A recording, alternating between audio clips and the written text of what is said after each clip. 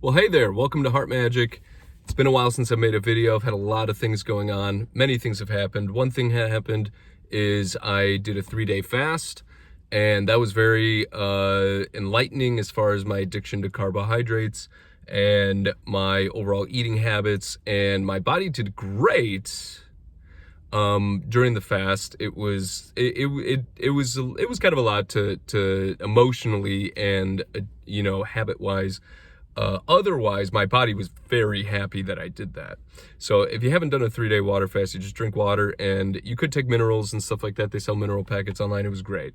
I was hoping to do longer, but by the third day, I was feeling great, but I was like, I'll just eat something. And I don't know, I just kind of slipped right back into kind of the discipline had really kind of like waned. Coming back from that, I had this gigantic eating binge where I ate crap upon crap upon crap, which is what you're not supposed to do when you come off of a 3-day fast, and my body definitely felt that. I don't recommend that. After that, I wanted to really figure out where to go from there to get these addictive eating habits in order. And one thing that I've been doing that I've been feeling amazing on, which is I started doing kind of a carnivore diet. And at this point, it's basically like an extreme low carbohydrate diet. And I feel really, really good. I'm getting, the protein and the sustenance without all of the garbage going into it. So I'm mostly eating meats and eggs and dairy and berries and little bits of honey and tea, and it's basically keto, but I'm not really aiming to be in ketosis. And the thing that I really love about this eating strategy is that I feel like I get all of my nutrients without being addicted to carbohydrates. Now, the carbohydrates thing is very interesting because I'll occasionally have a little bit of lentils and legumes. I'm willing to have potatoes. I haven't really been craving them at all. And other than that, when you really break down what it is that I am not eating, it's oats, wheat, corn, barley. Obviously, I don't really eat barley much, and maybe one more. But all of those are species of grass. And I found that very interesting, that the thing that has been upsetting with me the most is, because we think of wheat as like wheat, like it's the wheat plant, but it's actually not a wheat plant, it's grass. The corn is grass. These are species of grass that have been not just domesticated, but strategically altered through strategic plantings to become what they are today. Now, it's those big oomphs of carbohydrates, the starches in them, that are really, I've determined, messing with my blood sugars and all this. And those are the types of foods that are more likely to be doused in sugars and all this stuff. And so eliminating sugars and actually sugar cane might be a species of grass as well. I'll have to look into that, but I'm not really sure. So think about it.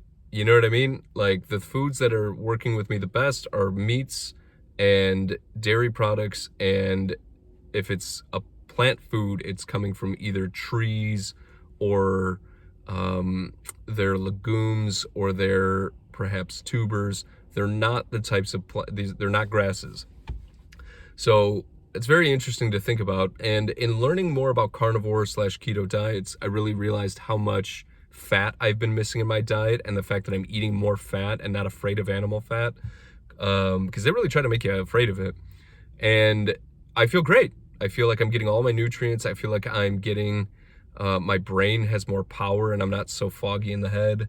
I feel like I'm capable of sleeping better. I'm not as jittery and nervous all the time about random things. So I think my focus is better. And so the more your focus gets into clarity, the more it's easier to do all of the other things. And so there was a lot that was learned about diet in this, as well as the idea of predigestion. The appendix is something that they call a useless organ. But what was interesting about it and learning about it was part of the function of the pancreas, or not the pancreas, the appendix is to help break down fibrous foods like gorillas, like other animals, other apes are doing. Ours doesn't work. And a lot of that is due to the fact that we cook our meats and we also can cook plants. And essentially it's this concept of pre-digestion. And I never really gave it the importance in my eating strategy as it turns out that it is, which is your foods, our stomachs are kind of weak sauce.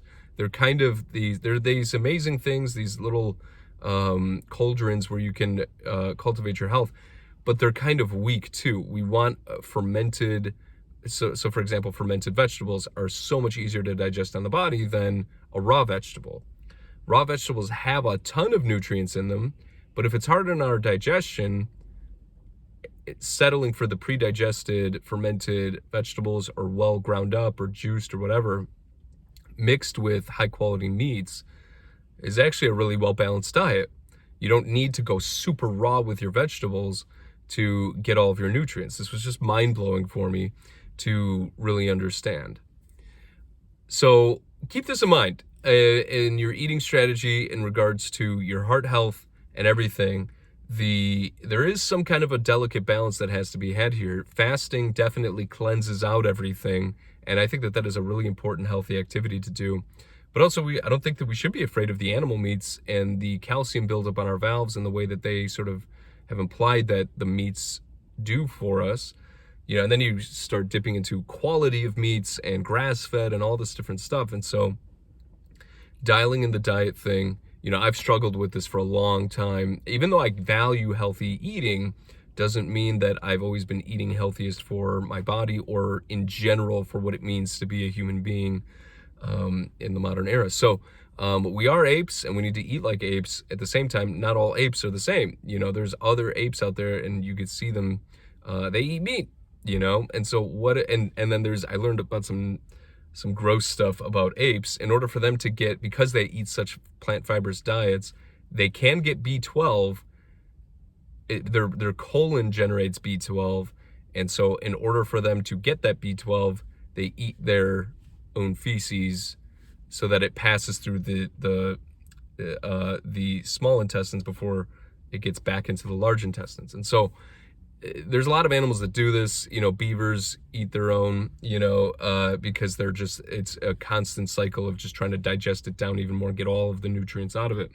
Well, for us as meat eaters, we don't need to do that, thank God, because we're able to get the B12 through eating other animals and stuff like that. So this is all just very mind-blowing. I think that if you haven't investigated these types of diet strategies, it's certainly perspective shifting, and it really impacted how much I really feel and also what my confidence level is in getting to the gym and getting the kind of body that I think would be best for my heart.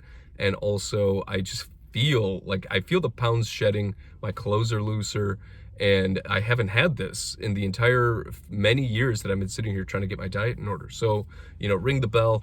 I think that this has been a very enlightening time for me, and I hope that you have success in your own way.